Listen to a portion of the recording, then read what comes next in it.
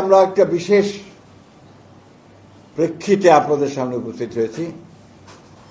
আপনারা জানেন যে সম্প্রতি মিটফোর্ডে একটি ঘটনাকে কেন্দ্র করে একটা মর্মান্তিক এবং অনাকাঙ্ক্ষিত ঘটনার প্রেক্ষিতে এবং বিশেষ করে সুপরিকল্পিতভাবে এই ঘটনাকে ভিন্ন খাতে প্রবাহিত করার অন্যায়ভাবে যে একটা প্রক্রিয়া চলছে এবং একটি বৃহত্তম রাজনৈতিক দল বিএনপি ও তার শীর্ষ নেতৃত্ব জনাব তারেক রহমানের চরিত্র হননের যে ঘৃণ্য অপচেষ্টা, তার প্রতিবাদে আজ আমরা আপনাদের সামনে উপস্থিত হয়েছি।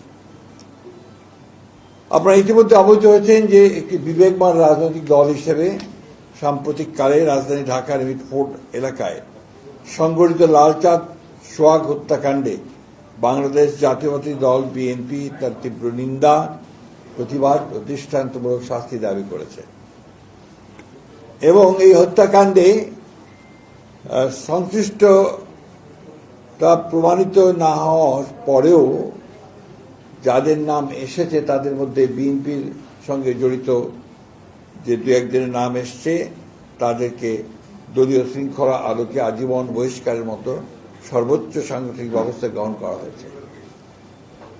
নিহতের পরিবার পক্ষ থেকে ইতিমধ্যে মামলার এজাহারের অসঙ্গতি সম্পর্কে বক্তব্য দেওয়া হয়েছে। তাদের বক্তব্য থেকে জানা যায় যে তাদের উল্লেখিত 3 জন অপরাধীদের নামের স্থলে এমন 3 জনের নাম সংযুক্ত করা হয়েছে যাদের বিরুদ্ধে তাদের কোনো অভিযোগ নেই।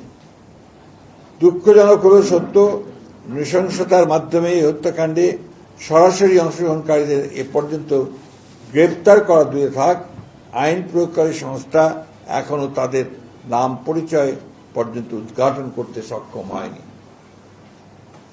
তাছাড়াও আমরা বর্তমান সরকারের কাছে এই হত্যাকাণ্ডে সরাসরি অংশ নেওয়া ব্যক্তিদের গ্রেপ্তার এবং দ্রুত বিচারের পদক্ষেপ গ্রহণের দাবি জানিয়েছি। এমন দৃঢ় দলীয় অবস্থান থাকা সত্ত্বেও একটি চিহ্নিত মহল পরিকল্পিতভাবে আমাদের দল এবং শীর্ষ নেতৃত্বের শালীনতা ও চরিত্র হননের দুঃসাহস প্রদর্শন করছে। সার্বিক বিবেচনায় আমাদের বেশ কয়েকটি বিষয় গুরুত্বের সাথে অনুধাবন করা প্রয়োজন বলে আমরা মনে করছি, কারণ বিষয়গুলো জনমনে কিছু প্রশ্নের উদ্রেক করেছে। এই হত্যাকাণ্ডের ঘটনা কোনো রাজনৈতিক স্বার্থসিদ্ধির জন্য ব্যবহার হচ্ছে কিনা এবং এর মাধ্যমে আসন্ন জাতীয় নির্বাচনের পরিবেশকে বিঘ্নিত করার জন্য বিশেষ কোনো মহলের প্ররোচনায় এই ধরনের ঘটনাকে অজুহাত হিসেবে ব্যবহার করা হচ্ছে কিনা এ নিয়ে সন্দেহ করবার যথেষ্ট অবকাশ রয়েছে।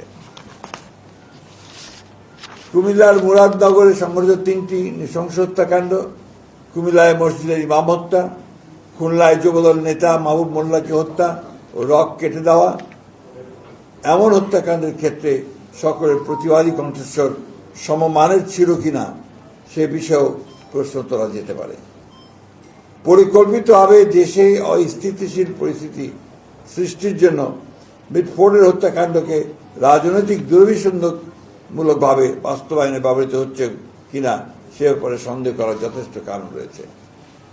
প্রকাশ্য দিবালোকে অসংখ্য মানুষের সামনে আইন প্রয়োগকারী সংস্থার নিকটবর্তী অবস্থান থাকা সত্ত্বেও এমন ঘটনার কোনো প্রতিরোধ না হওয়ায় পুরো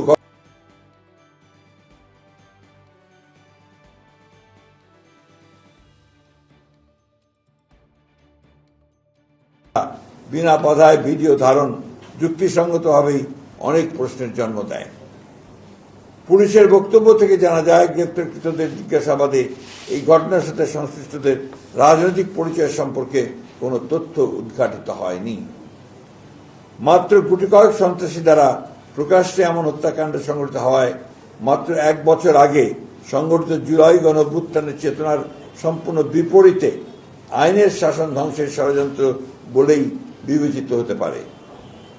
সরকার পরিচালনার দায়িত্বে না থাকা সত্ত্বেও বিশেষ একটি রাজনৈতিক দল তার প্রধান নেতৃত্বকে দায়ী করে বিক্ষোভ মিছিল আয়োজন এবং অশ্লীল ভাষা প্রয়োগ করে রাজনৈতিক সংস্কৃতিকে আবারও সেই ফ্যাসিবাদের যুগে ফিরে নিয়ে যাচ্ছে কিনা সেটাও জনগণের সামনে প্রশ্ন হয়ে দেখা দিয়েছে।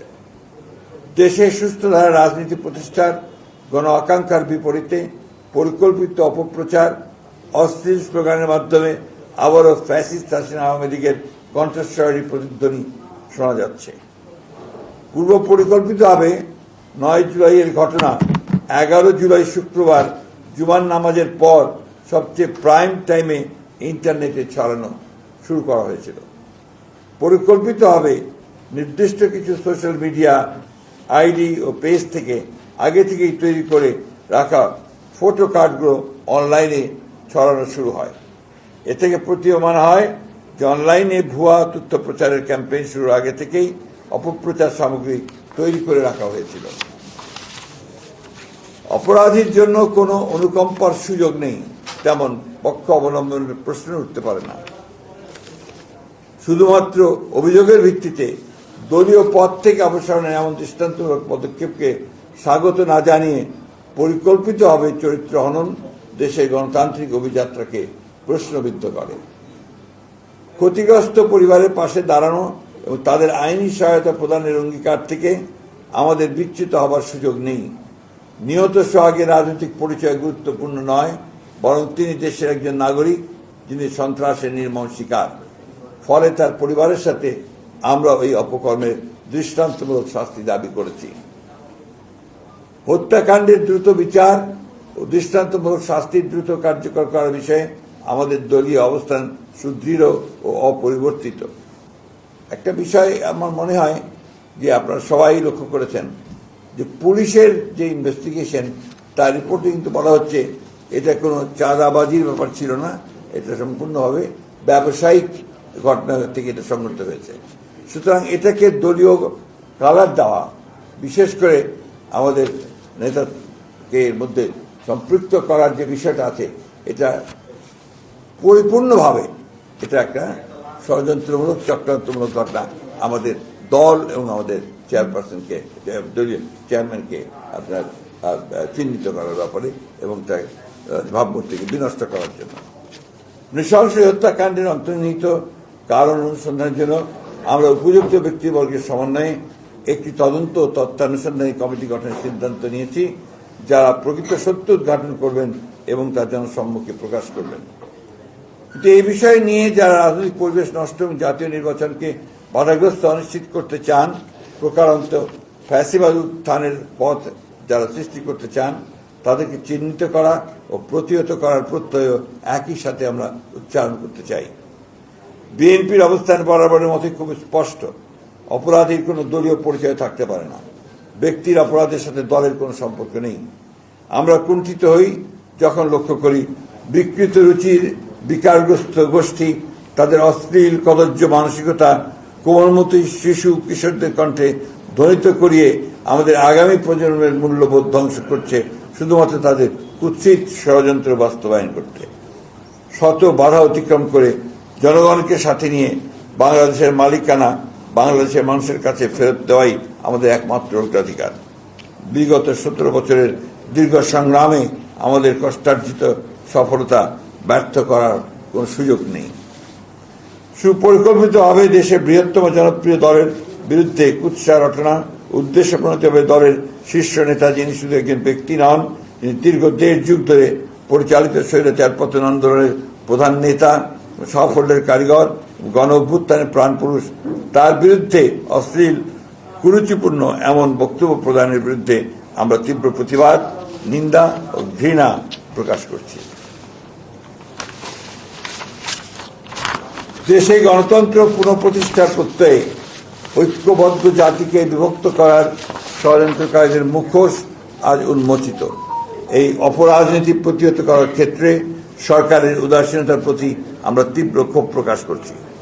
আমরা দৃঢ়ভাবে আশা করি দেশে বিদ্যমান রাজনৈতিক পরিস্থিতি অবনতির ভয়াবহ পরিণাম সম্পর্কে দায়িত্বশীল সকল রাজনৈতিক দল সচেতন হবেন। রাজনৈতিক শিষ্টাচার বহির্ভূত এই জাতীয় কর্মকাণ্ডের মাধ্যমে গণতন্ত্রের উত্তরণের পথ বাধাগ্রস্ত হলে তার দায় সংশ্লিষ্ট দলকেই বহন করতে হবে। আমরা গভীর শঙ্কার সাথে লক্ষ্য করেছি সুপরিকল্পিতভাবে এই অশ্লীল কুরুচিপূর্ণ আক্রমণের লক্ষ্যবস্তু হচ্ছেন এদেশের স্বাধীনতা, মুক্তিযুদ্ধ, সার্বভৌমত্ব ও গণতন্ত্রের সমর্থক রাজনৈতিক দল ও তার শীর্ষ নেতৃত্ব। গুটি কয়েক রাজনৈতিক ষড়যন্ত্রকারীর অপচেষ্টায় বাংলাদেশ ব্যর্থ হতে পারে না। যে তারুণ্য ফ্যাসিবাদের পতনে আমাদের সাথে অগ্রসৈনিক ছিল, আর দেশের প্রয়োজনে তাদের সাথে আমাদের সকল ঐক্যবদ্ধ চেষ্টা কোনো মূল্যেই বাংলাদেশের স্বাধীনতা সার্বভৌমত্ব রক্ষা করবে। ঐক্যবদ্ধ বাংলাদেশে ষড়যন্ত্রকারীদের কোনো অপচেষ্টাই আমাদের লক্ষ্য অর্জনের পথে বাধা হতে পারবে না। সংঘাত সৃষ্টির পরিকল্পিত ফাঁদে পা না দিয়ে ফ্যাসিবাদ বিরোধী জাতীয় ঐক্যকে বিনষ্ট করার যে কোনো প্রচেষ্টাকে রুখে, ষড়যন্ত্রকে রুখে দিতে হবে। ফ্যাসিবাদের অনুপ্রবেশের যে কোনো ঘৃণ্য ষড়যন্ত্র আমরা এই বাংলাদেশে বাস্তবায়িত হতে দেব না। সকল গণতান্ত্রিক শক্তির ঐক্যবদ্ধ অবস্থানকে একসাথে নিয়ে এদেশে প্রকৃত গণতন্ত্র প্রতিষ্ঠায় সংকল্পে আমরা বরাবরের মতোই প্রতিজ্ঞাবদ্ধ। পতিত স্বৈরাচার আর কাপুরুষ ষড়যন্ত্রকারীদের মিলিত অপচেষ্টা, সুষ্ঠু নির্বাচন ও গণতন্ত্র পুনঃপ্রতিষ্ঠা ও আগামীর বাংলাদেশ গড়ার পথে যদি কোনো বাধা আসে, তবে সেটা আমরা ঐক্যবদ্ধ গণতান্ত্রিক শক্তির মাধ্যমে প্রতিহত করব ইনশাআল্লাহ। আল্লাহ হাফেজ। বাংলাদেশ জিন্দাবাদ।